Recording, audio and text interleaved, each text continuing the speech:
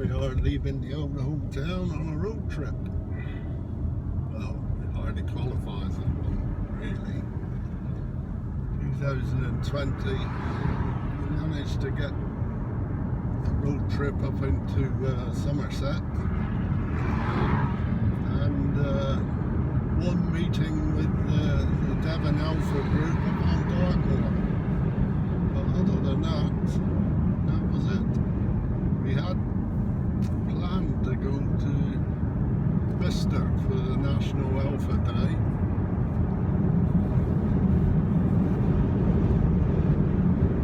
And we were contemplating going across the channel to go through to Spa and the Nürburgring for the open track days, where you could drive your own car around the track. But that was all swept away by the COVID.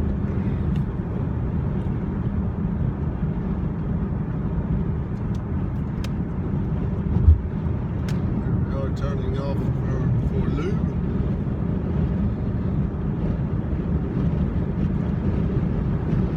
On this mini road trip, we'll be stopping at an interesting place to pick up some food.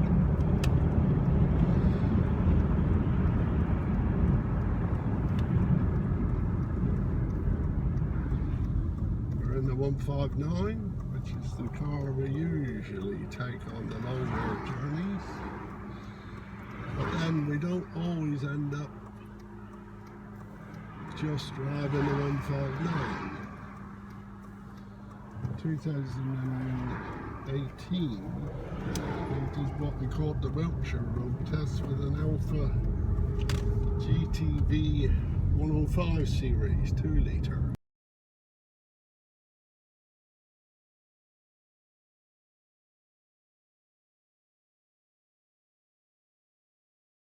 Which we got from Vintage Classics at Melksham. And we drove around Wiltshire and Somerset in that car. That was at the time I was writing one of my Ian Fleming books, and we found the grave of Ian Fleming.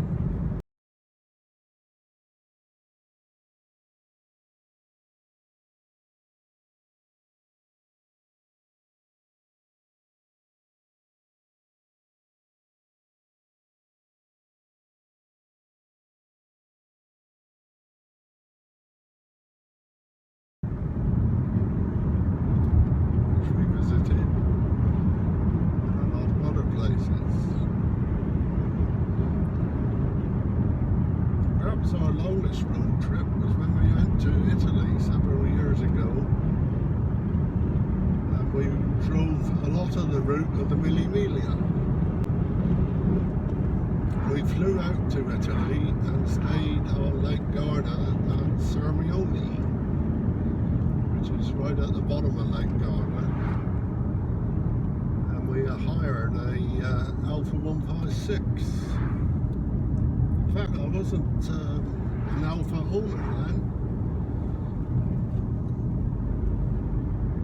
but we hired one for the trip, mainly because I wanted to try one out, and it was a very long road trip to try one out. On our trip, Brescia being the start and finish of the Mille Miglia was our first stop. We saw the square where they start, with its huge post office in all its fascist 1930s Gothic splendour.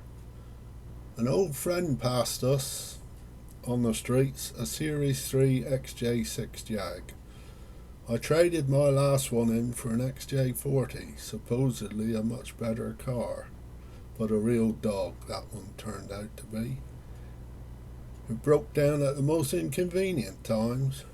I traded that one in for my first Alpha 156. Great cars, both of the ones I had. Next stop en route was Mantua to visit Nuvolari's museum. Only trouble was it was never open. 3 times we tried. I'm sure old Rigoletto Birdie's court jester was laughing at us each time we passed his statue, but we did find a bust of Nuvolari in a park. We stopped just short of Rome in a motorway hotel and headed back north the next day. Another place of interest en route was Predapio, a strange, very quiet town, a sort of fascist shrine, as Benito Mussolini is buried in the town cemetery, in the Mussolini family crypt, which out of a morbid curiosity we visited. In the town there are shops selling fascist memorabilia.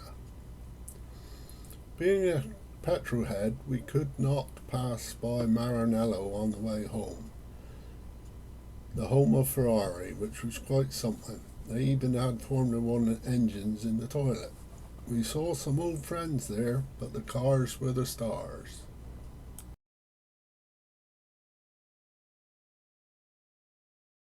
Heading off for Lou, or a roundabout route to Lou.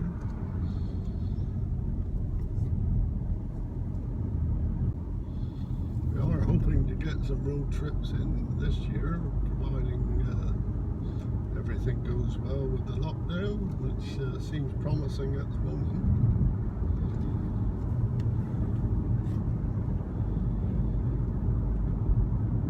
We've had the 159 for about 6 years now. It's been a very good car, especially for long trips.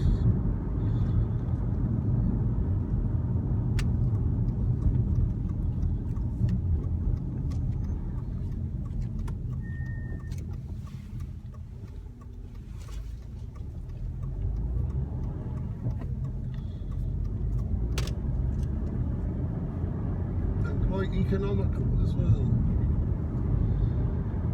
Very often we'll get 40 to the gallon on the long trips, which for a petrol engine is very good. Passing through the village of Wide Gates.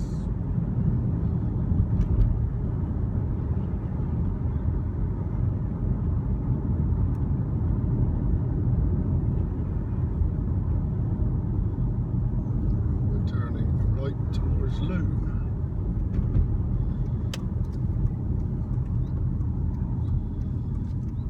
On this mini road trip.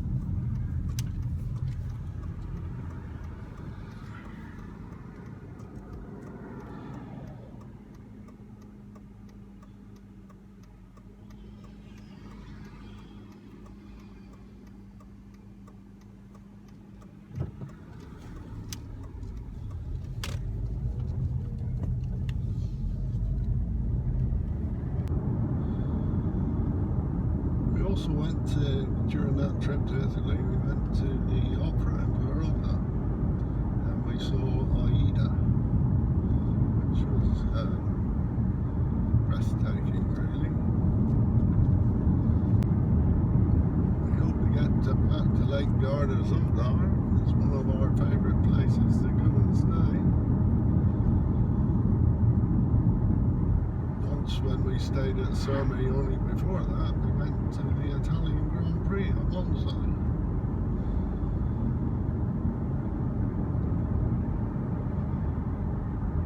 Which was very strange because when we got back to the hotel, everybody was watching the TV because it was the time that the Twin Towers were attacked in the US. Once we found out what had happened, we were wondering if the Grand Prix would go ahead, but it did. Although low key, they didn't do and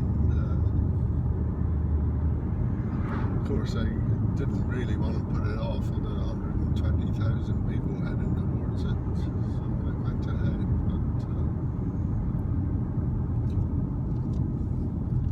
it was very strange. Although very well organised, the Italian Grand Prix. So we had a hire car then.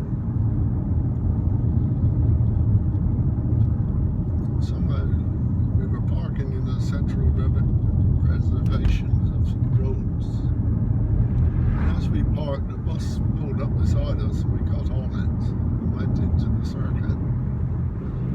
then we came out, we got on a bus, and he drove out, and he dropped us at the car. I don't know how he did it, really. It was absolutely phenomenal. Because it was one car among probably thousands. Perhaps it was just luck. That was a little Fiat we had then. Is this it here? No.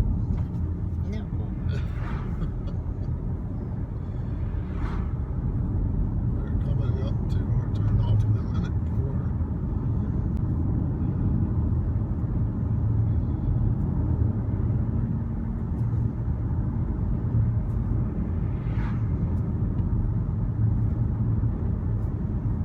the premier fish and chip places in Cornwall, the Coddy Shack, which we'll be turning into. We are in Lou with a 159 basking in the evening sunshine. If you have enjoyed this video, please click and subscribe. There is no charge.